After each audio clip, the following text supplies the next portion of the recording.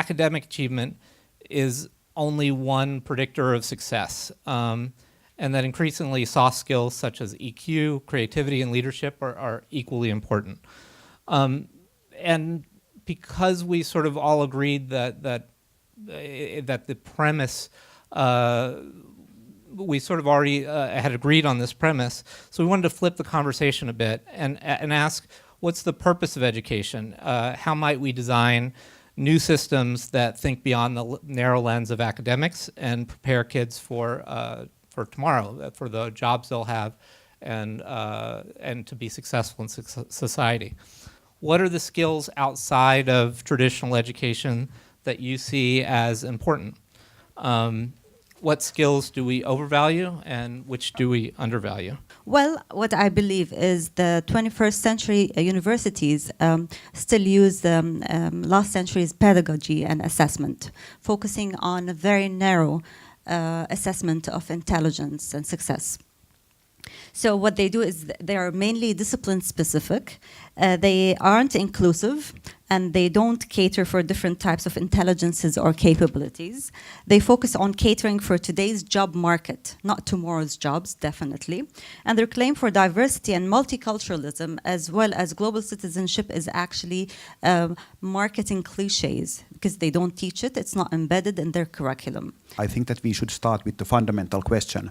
And for me, the fundamental question is, what is the purpose of education? The definition which I like myself is to help every kid flourish in life no matter what happens. Because we could also be discussing is, what does it mean to succeed? So meaning that is the definition of success money? Is it a power? Is it an occupation? Meaning is that if you have succeeded, but you are extremely unhappy, have you succeeded? I mean, if you have money but you are unhappy, have you succeeded? So then the question could be is that in order to be happy, does intelligence really matter? And of course at graduation, when we claim that we prepare them for the real world, and we don't actually do that. We need to have cooperation, we need to have empathy, we need to have global skills, we need to have curiosity, we need to have the skill to cooperate and so on. And I think that we all agree. But then the question is happening, yes, but they are so difficult to assess. Let's change the education, but let's find a better way to assess creativity. I think that in modern education, I'm sort of like having a framework of 4 dimensions. So I think that we should be teaching academic skills, but in addition to this one, we should be teaching life skills. But that's not enough. We should be teaching thinking skills, but also doing skills. And I think that in many schools at the moment, we are overthinking and underdoing. So I think that, how do you foster these?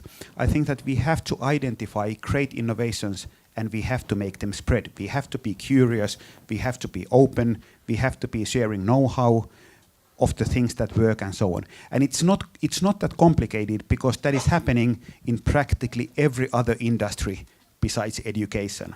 For me, in an extremely global world, education is the most local industry there is. And that's a problem. So this is what we are doing. We've been going through more than 1,200 innovations from 150 countries, trying to identify which one of these can make, for example, the change that you mentioned. How do you help kids to succeed? Does intelligence matter? Yeah, but it's so much broader. You have to have a growth mindset. You have to be excited. You have to cooperate. You have to be curious. You have to be excited about learning new things. And one of the key things in here is, like I mentioned, is doing something, not only studying, but doing something valuable as well. Define intelligence. So Gardner defines or specifies 8 types of intelligence. So it's beyond IQ. Yes, I would say that if we agree that there are multiple intelligences and the assessment is done, I don't know how, to assess those types of intelligences, then yes, the correlation will be very high. In addition to sort of the idea of a growth mindset, is the idea that you have power in the world, that you can affect change, that everything that's in the world, from this iPad to this table, is a product of somebody's work. And giving kids a sense that that nothing is fixed and that they can affect real change both in their lives and in the world, is one of the most powerful things you can give to a kid. Can I add, and I think it's important to add here, higher education is full of biases. Unfortunately, education is full of biases. And what I like about Gardner's multiple intelligences theory is that it challenges 3 biases. Westist, bestest, the third one is testist. So westist, the Western perception of success and intelligence. Okay, and being here from this part of the world, you know, and being a post-colonialist, I totally understand that. And it challenges bestest, so that there is one solution for every problem. Definitely not. And testist, that intelligence can be tested as well. And every morning, every Monday morning, we start our weeks with emails from teachers who said, I never thought my kids would be excited about science. But they're more engaged. I'm able to teach better because they are learning through play. It is a big problem, though. I mean, there are many systems that require some sort of measurement in order for kids to sort of get to the next step. And it's not a problem that we've solved. But we're trying to change the way that people think about the problem.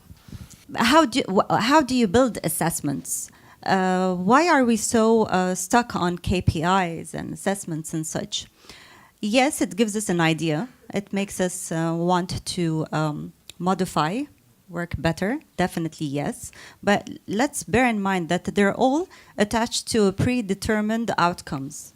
And we're the ones who set the outcomes. And I don't think the outcomes take into consideration the human element, the multiple intelligences, the experiences, those layers of intelligences and experiences that the students bring with them. I don't think we've done enough studies to take that into consideration, really. How do we create excitement? And so on. So if there would be excitement, then there wouldn't be need for any this kind of discussion. And then the question in here is, of course, yes, but we also have to learn them to sort of like give them the idea of discipline, make them work hard. Not everything has to be nice, and so on and so on. But I think that once you have the excitement, hard work follows. So it starts. So I would say that let's what if we would turn everything upside down and start from the excitement? And there's great examples in Finnish schools. We fail to see how standardized the world is, which means that, just like you mentioned, is that we define what success in school looks like, and then we are putting people on order based on these, and we don't celebrate the difference. And when you are asking from workplace, are you looking for people who are exactly like others? That no, we are looking for people who have different kind of skill set and so on. So I think that we should have more capacity to celebrate the fact that we are individuals, we are different, we have different kind of skill set, and that's great. What will you be when you grow up? And I think that that's a fundamentally wrong question, because you will be so many things. What I'm saying is that you will do amazing things in your life that you don't think at all at the moment. And kind of like opening up the mindset a bit, that would be really valuable. Well, I think one of the most important things that we can do is to teach kids to ask questions and to solve problems.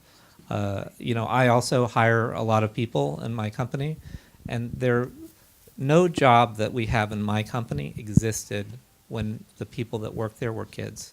They couldn't train for those jobs because they didn't exist.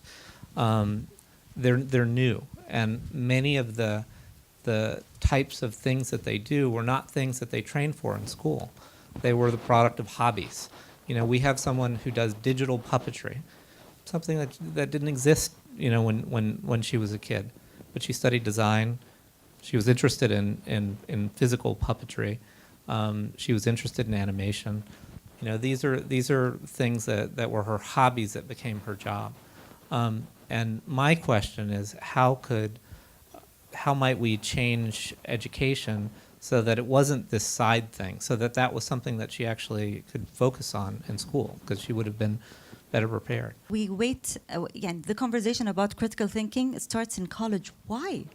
My 6-year-old turned 7 now, came to me telling me that the discussion last week was about the blockade. 7 years old, and she said, Mama, I miss al-marai. I like al-marai, but you know what? Right now, I don't want to drink al-marai anymore. There are things that need to be fixed first before we go back to drinking al-marai. This is a 7 years old saying that. So, yes, I do believe that critical thinking starts now. Intelligence can be taught. And you have to respect your children's intelligence too. So have conversations, have grown-up conversations with kids. They're capable.